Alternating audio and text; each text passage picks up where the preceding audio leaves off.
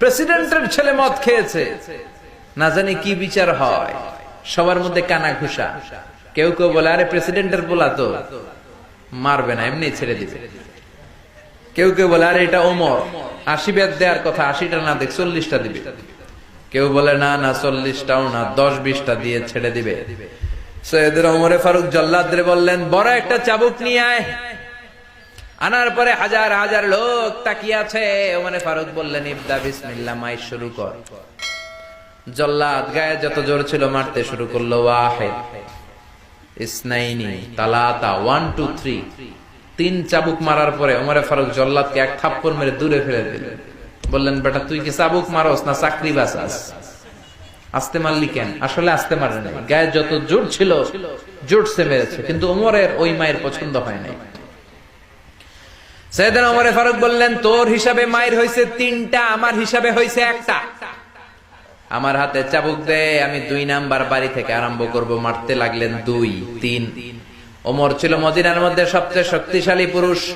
ওনার হাতের চাবুকের বাড়ি যে খেয়েছে সে বুঝেছে কত মজা। এক একটা করে চাবুকের বাড়ি মারে, চামড়া ফেটে ফিনকে দিয়ে রক্তগুলো ছোপ ছোপ করে মসজিদে নববীর বারান্দার ওয়ালের মধ্যে লাগে।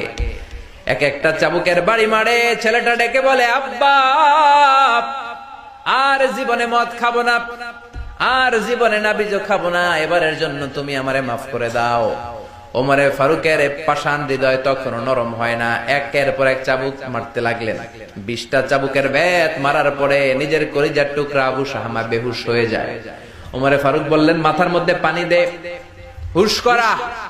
আবার 21 নাম্বার থেকে পিটাতে লাগলেন। 30টা মারার পরে সাইয়েদনা ওমরে ফারুকের বিবি এসে বলে ও ওমর তোমার পায়ে ধরি, আমার কলিজার টুকরা সন্তান আবু শাহমারে তুমি এভাবে শেষ করে দিও না। 80টা বেত মারার কথা মেরেছো, 30টা বাকি আছে কয়টা? জোরে বলেন।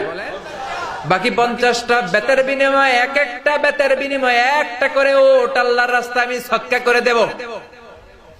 ওমরে ফারুক বললেন আবু শাহমার মা, এটা আল্লাহর আইন, আল্লাহর বিচার, শুধু ওট সদকা করবা কেন? গোটা বিশ্বটা যদি আমার হাতে এনে দাও, 80টা বাড়ির একটা বাড়িও আমি কম দিতে পারবো না।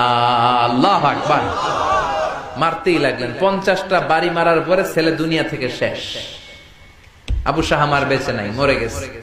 ওমরে ফারুক বললেন জানাজা দে, গোসল দে, কবর দে। কবর দেওয়ার পরে কবরের উপরে মারতে আরম্ভ করলেন। 51, 52, 53, 80টা বেত মারার পরে আল্লাহর ডেকে বললেন আল্লাহ আমার নিজের কলিজার টুকরা ছেলেরে পিটায় মাইরা ফেলাইছি মদ খাওয়ার অপরাধে, কিয়ামতের দিন তুমি আমারে জালিম বলে ডাক দিতে পারবা না।